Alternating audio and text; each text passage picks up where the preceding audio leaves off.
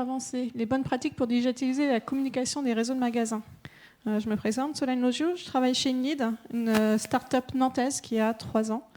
On développe une plateforme uniquement pour les réseaux de franchise, les groupements, pour améliorer et harmoniser les communications des marques et aider les points de vente à mettre en place leur communication digitale. Il y a toujours un combat digital, physique, concurrence ou allié. Comment on fait entre les deux? Donc le digital est perçu comme un concurrent pour 50% des marchands. Donc un magasin sur 2 voit le digital comme un vrai concurrent, une vraie menace. Par contre, ils sont quand même plus d'un sur deux à voir le digital comme un levier pour vendre en magasin, pour les aider à faire du business. Et le digital est un vrai moteur de croissance. 80% des commerçants constatent un vrai impact sur leur magasin, ce qui se transforme en croissance pour le chiffre d'affaires en magasin, plus 63% lorsqu'ils mettent en place des campagnes digitales. 78% de taux d'amélioration de satisfaction, parce que du coup l'acheteur sait où trouver le magasin, il s'est renseigné sur le magasin, il a vu les avis. Donc quand il rentre dans le magasin, il est déjà bien informé. Il sait ce qu'il veut et il sait où il va. Et puis sur la fréquentation de magasins également, on peut remonter jusqu'à 80% de hausse de fréquentation en point de vente physique. Ce qu'on a toujours dans nos mains, le téléphone, intervient dans plus d'une vente sur 2 en magasin. Les consommateurs regardent les avis sur les produits, regardent les avis sur les marchands. C'est très important dans le parcours d'achat. Même si la vente ne se fait pas en digital, elle se passe forcément une fois sur 2 sur le digital. Et les Français ne sont pas prêts de tourner le dos complètement au magasin. Ils aiment bien toucher, ils aiment bien essayer les produits. Pour 8 personnes sur 10, ça reste un élément important. Et donc on parle de plaisir, de faire du shopping. Du coup, comment mettre en place une campagne AdWords optimale? Moi, je suis contente. Depuis quelques semaines, on a un nouveau rapport sur Google Analytics qui s'appelle « Les visiteurs magasins ». Les visiteurs magasins, c'est quelque chose qu'on a fréquemment dans les campagnes AdWords. Donc, dans les campagnes AdWords, on a le trafic amené en magasin via une personne qui a cliqué ou vu une annonce. Maintenant, depuis quelques semaines, on l'a sur l'ensemble des leviers de trafic qui viennent sur le site. Donc, on peut comparer le paid search à l'organique, aux autres leviers. Il revient, oui, le référal et tout ça. Donc, on a les taux de transformation d'une personne qui est arrivée sur le site et qui s'est rendue en magasin. Donc là, sur l'exemple qu'on a, on a 8% des personnes qui sont venues sur le site qui sont allées directement en magasin. Donc, ce qui montre que sur cette marque-là, on a une forte transformation de Drive to Store. Sur le deuxième rapport, ce qui est intéressant, c'est voir l'attractivité des villes. Il y a des villes qui transforment mieux que d'autres en fréquentation. Donc si on prend Nantes ici, il y a 10% des personnes qui sont venues sur le site qui ont été visiter un point de vente. Par contre, à Strasbourg, on est en dessous de 7%. Donc est-ce qu'il y a un problème de notoriété sur la marque à Strasbourg? Est-ce que les campagnes sont moins précises, moins pertinentes à Strasbourg qu'à Nantes? C'est des éléments qu'on peut prendre en compte. Et moi, ça m'aide beaucoup sur les réseaux de franchise. La problématique, c'est qu'on peut mettre exactement les mêmes actions sur l'ensemble des magasins. On n'aura jamais la même transformation sur le site ou en magasin. Il y a pas mal d'éléments qui sont à prendre en compte, comme la concurrence, la notoriété, l'historique de l'implantation du magasin. Souvent, quand on fait des audits, il y a pas mal de maladresses, d'erreurs. Sur l'écran de droite, on a l'implantation d'un réseau avec 500 points de vente à peu près. L'écran du milieu, on a le trafic de ces campagnes payantes. Donc le cercle rouge, là, on est à Limoges. Je paye du trafic dans un endroit, en zone blanche, où il n'y a pas de magasin. Donc c'est du budget perdu.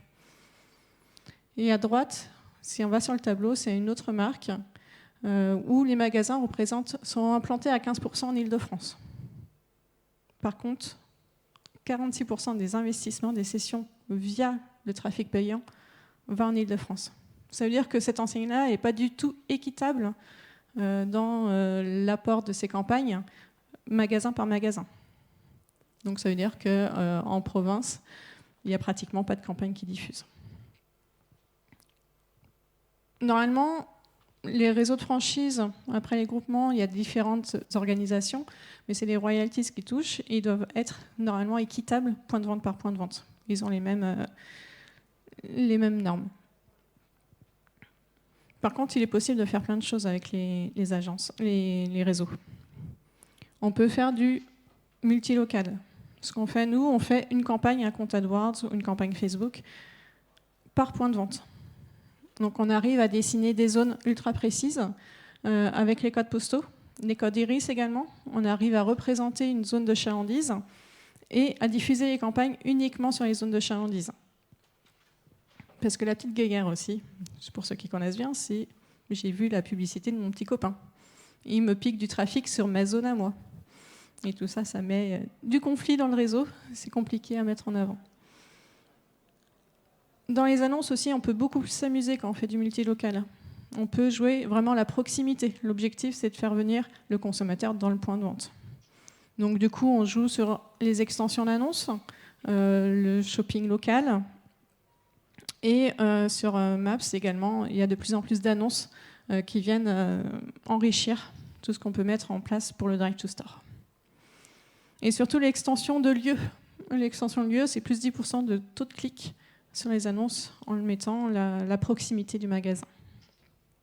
Et surtout, cette extension-là, lieu-là nous permet également d'avoir les données de Drive to Store qu'on a vues dans le report Analytics précédent. Optimiser, toujours optimiser, même si l'attribution est de plus en plus complexe. On est complètement perdu. Il y a des marques qui sont complètement perdues sur qu'est-ce qui m'a rapporté, quelle est la transformation en magasin. L'objectif des réseaux, c'est surtout d'amener du trafic et de soutenir le réseau. J'accompagne une marque qui fait de l'isolation à 1 €. Il me dit, je suis incapable de te dire si ce lead-là a eu un touchpoint avec une campagne. Par contre, je sais que je n'ai pas fait d'autres opérations cette année en digital ou en communication, mais mon chiffre d'affaires a augmenté. Donc je sais que ça fonctionne. Donc il faut prendre un peu de hauteur, voir si ça transforme, si l'ensemble du réseau fonctionne, mais pas analyser un mot-clé ou une campagne bien spécifique. J'ai audité un autre compte où j'ai dit, c'est bizarre, votre ancienne campagne, elle a fait plus de 90% des conversions sur le site. Quand vous ne faites pas de campagne, vous ne faites pas de conversion, comment ça se passe ? Donc il y avait un problème d'attribution, on était sur des posts clics à 30 jours, des posts view à 30 jours, donc c'est normal que quand on fait de l'audience, on capte l'ensemble du trafic. Et puis du coup, on a tous les leviers d'optimisation qui sont disponibles. Donc ça, c'était quelques petites règles sur les campagnes AdWords, et en 20 minutes, on ne peut pas parler de grand-chose, donc j'ai focalisé aussi sur un point important qui est Google My Business. Qui utilise Google My Business ? 90% de la salle ? C'est bien. Est-ce que vous l'utilisez bien ? Toutes les fiches sont remplies à 100% ? Non ? Si ? Pourquoi c'est important ? C'est que ça vous ramène du trafic. Les annuaires ou Google My Business s'affichent beaucoup plus que le site de marque. Ils génèrent 7 fois plus d'itinéraires et d'appels. Donc, votre numéro de téléphone est faux, il y a pas mal de personnes qui n'arrivent pas à vous joindre. Donc il faut optimiser ces fiches-là, les fiches Google My Business. Surtout que le trafic il est en train d'exploser sur ces fiches-là. Là, c'est deux annonceurs qu'on suit. En 12 mois, on a fait plus 40% de trafic sur le site en provenance des fiches Google My Business. Donc c'est vraiment un outil de proximité et qui est plébiscité par les internautes. Une fiche à jour, c'est bien. Une fiche à jour remplie, c'est mieux. Là, c'est tous les éléments qui sont indispensables. Donc le nom de magasin, l'adresse de l'établissement, les horaires d'ouverture. L'autre jour, j'étais avec mon camion, je suis en train de rénover une maison pour acheter des plaques de placo, il est 9h du mat', je me plante devant mon magasin, fermeture exceptionnelle pour inventaire. Super, j'ai perdu ma journée et mon week-end. Donc c'est vraiment important les horaires My Business. Le site internet, la description, les locaux et la photo de couverture. Pourquoi ? Parce qu'une fiche complète a 7 fois plus de clics. Et c'est surtout que ça vous ramène du trafic de qualité. 42% de plus de demandes d'itinéraire quand il y a une photo. Quand il y a une photo, on voit la devanture, on a plus envie d'aller sur le lieu, on se renseigne un peu pour savoir si ça correspond bien à notre attente ou pas. 96% des clients sont plus susceptibles de visiter une entreprise affichant les horaires d'ouverture. On n'aime pas trop se casser se prendre la porte. Hein. Ensuite, 90% des clients sont plus susceptibles de visiter une entreprise qui affiche un numéro de téléphone. Quand on peut les joindre, c'est plus fiable. Voilà les éléments. Et surtout les avis. 6 consommateurs sur 10 se retournent vers Google pour obtenir un avis. C'est énorme. Par contre, il n'y a que très peu d'entreprises qui répondent aux avis. On répond plus facilement aux avis négatifs. Par contre, les avis positifs, il faut y répondre également. Ça favorise les échanges. Et puis, les avis négatifs, il faut absolument y répondre. Est-ce que ça a un impact pour votre trafic, mais également sur les campagnes ? On a fait 2 études.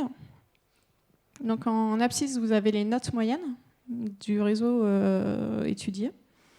Et en ordonnée, dans le premier schéma, vous avez les taux de clic. Bon, là, peu de surprise, la courbe, elle n'est pas bien belle, elle est assez flat. Il y a très peu d'impact du taux de clic sur les campagnes quand on a une note entre 4 et 5. Ce qui est normal, c'est qu'on est sur une requête large, on n'a pas forcément la fiche Google My Business qui apparaît, et du coup, il y a peu d'impact sur ces éléments-là. Par contre, sur le taux de conversion, on a étudié que les notes entre 3,8 et 4,8%, on a un gain de taux de conversion, excusez-moi. Par contre, la note de 5, elle n'est pas forcément adéquate, parce que quand le magasin a une trop bonne note, le consommateur peut se dire que c'est une note frauduleuse, que ce n'est pas une vraie note. Donc du coup, la note de 5 n'est pas forcément représentant la réalité. Voilà. J'étais peut-être un peu vite, donc du coup, il y a plein de temps pour les réponses, les questions. Est-ce qu'il y a des questions ?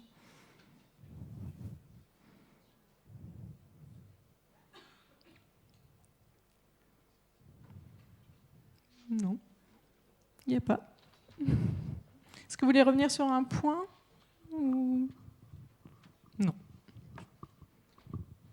Aucune question ? Je demande, on ne sait jamais. Au bout là-bas. Ah si, ça arrive. Tenez. Bonjour Solène. Je voulais juste savoir, est-ce que le rapport nouveau visite magasin sur Google Analytics c'est quelque chose de fiable aujourd'hui, ou bien est-ce qu'il y a besoin de faire une customisation en particulier pour le rendre fiable ? Sur Analytics, il est présent sur très peu de comptes à l'heure actuelle, donc il affiche uniquement quand ils sont sûrs. Les données qu'on a sur AdWords, elles sont fiables à 99% à l'heure actuelle. Il y a 6-7 éléments qui sont pris en compte. Et moi, je suis surtout surprise en tant que consommatrice. Quand vous sortez d'un lieu, dans les 3 minutes qui suivent, est-ce que vous avez apprécié cet endroit-là ? Est-ce que vous avez aimé vous laisser une note ? Donc, en fait, ils sont fiables quand ils affichent à 99% des chances. Ok.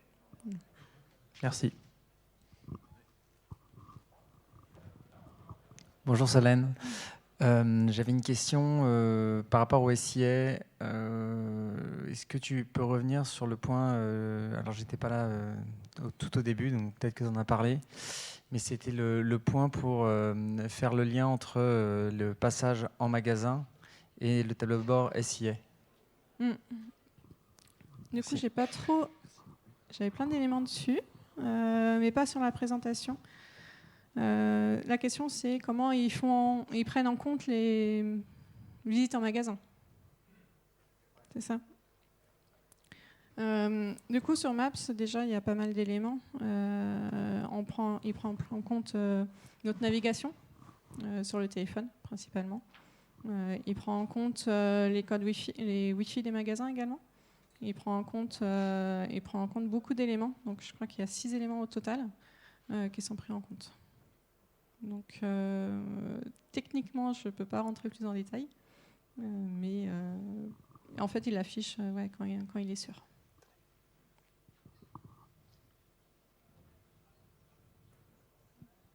Bonjour Solène. Ah, Oula, pardon. pardon. Juste pour bien comprendre le point sur les notes et le 5, juste pour comprendre, c'est pondéré parce que du coup on considère que ce n'est pas une vraie bonne réponse, c'est ça, sur les fameuses étoiles?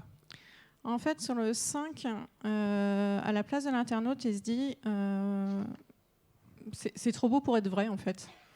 C'est trop beau pour être vrai. Il a payé une dizaine de personnes pour avoir une note. C'est vraiment sur ces éléments-là. Et après, il y a à mettre en place aussi la pondération par rapport au nombre d'avis.